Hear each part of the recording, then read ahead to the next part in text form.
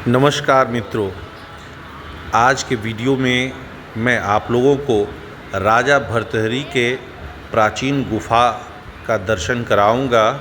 यहाँ के बारे में पूरी जानकारी दूंगा। तो आप लोगों ने यदि अब तक हमारे चैनल को सब्सक्राइब नहीं किया है तो इसे प्लीज़ जल्दी से सब्सक्राइब कर लें और लाइक का बटन दबा दें ताकि हमारा अगला वीडियो आप तक बेहद आसानी से पहुंच सके। तो दोस्तों, शुरू करते हैं आज के इस गुफा के रहस्य की कहानी। यहाँ की कहानी बेहद मज़ेदार है और मेरा दावा है कि आप इस वीडियो को बिना स्किप किए पूरी कहानी ज़रूर देखेंगे, क्योंकि यहाँ की कहानी ही बड़ी रोचक और रहस्यमयी है।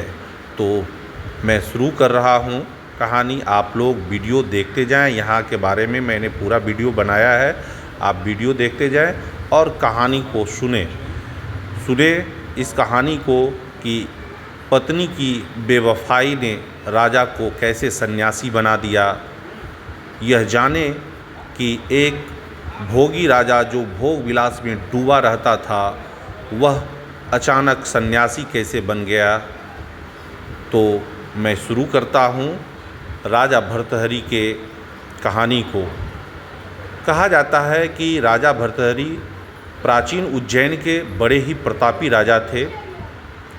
राजा भर्तृहरि की 3 पत्नियाँ थीं और वे अपनी तीसरी पत्नी पिंगला पर कुछ ज़्यादा ही मोहित थे। वे उस पर अत्यंत विश्वास करते थे। राजा पत्नी मोह में अपने कर्तव्यों को भी भूल गए थे कि वह एक राजा हैं। उस समय उज्जैन में एक तपस्वी गुरु गोरखनाथ का आगमन हुआ था। गोरखनाथ के बारे में आप लोग जानते ही होंगे। तो गोरखनाथ राजा के दरबार पहुँचे।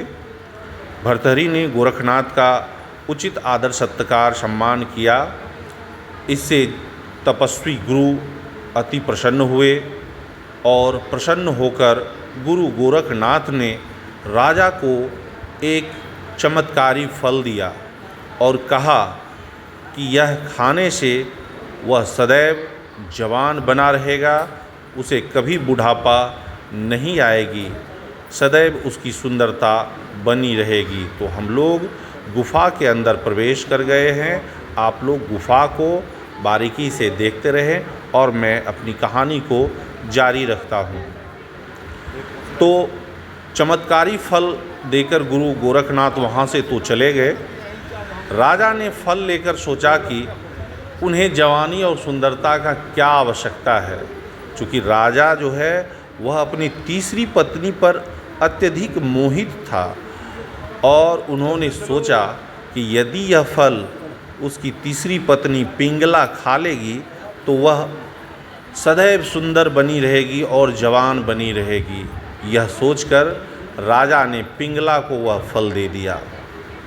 रानी पिंगला भर्तृहरि पर नहीं बल्कि उनके राज्य के कोतवाल पर मोहित थी। इस बात को राजा नहीं जानते थे। जब राजा ने वह फल रानी को दिया तो रानी ने सोचा कि यह फल तो कोतवाल खाएगा, यदि वह इस फल को खा ले तो वह लंबे समय तक उसकी इच्छाओं की पूर्ति कर सकेगा। रानी ने यह सोचकर चमत्कारी फल कोतवाल को दे दिया। यह कोतवाल जो था वह भी कम नहीं था। वह रानी पिंगला पर नहीं, वह एक वेश्या से प्रेम करता था और उसने चमत्कारी फल उस वेश्या को यह सोचकर दे दिया कि वेश्या सदैव जो है जवान और सुंदर बनी रहे और उसे उस वेश्या से उसी तरह प्रेम मिलता रहे। फिर वेश्या ने फल पाकर सोचा कि यदि वह जवान और सुंदर बनी रहेगी तो उसे यह गंदा काम हमेशा ही करता रहना पड़ेगा और इस नरक समान जीवन से कभी मुक्ति नहीं मिलेगी। जिसके बाद वेश्या ने सोचा कि यह फल सबसे ज़्यादा ज़रूरत राजा को है इस फल की, और यह फल जब राजा खाएंगे तो वह हमेशा जवान रहेंगे, तो लंबे समय तक प्रजा को सभी सुख सुविधाएं देते रहेंगे।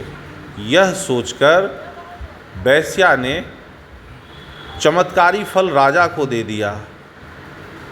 तब तो जो हुआ वह देखकर राजा खुद दंग रह गए। राजा वह फल देखकर आश्चर्यचकित रह गए। राजा ने वेश्या से पूछा कि तुम्हें यह फल कहाँ से प्राप्त हुआ। वेश्या ने बताया कि यह फल उसे कोतवाल ने दिया है। भर्तरी ने गुस्से में आकर तुरंत कोतवाल को बुलवाया और सख्ती से पूछने पर कोतवाल ने बताया कि यह फल उसे उनकी ही रानी पिंगला ने दी है। जब भर्तरी को इस कहानी की सच्चाई मालूम हुई तो उसके पैर तले से ज़मीन खिसक गई और वह समझ गया कि रानी पिंगला उसे सिर्फ धोखा दे रही थी। पत्नी के धोखे से भर्तरी के मन में वैराग्य जगा और वह अपना संपूर्ण राज्य विक्रमादित्य को देकर उज्जैन की इसी गुफा में तपस्या करने आ गए।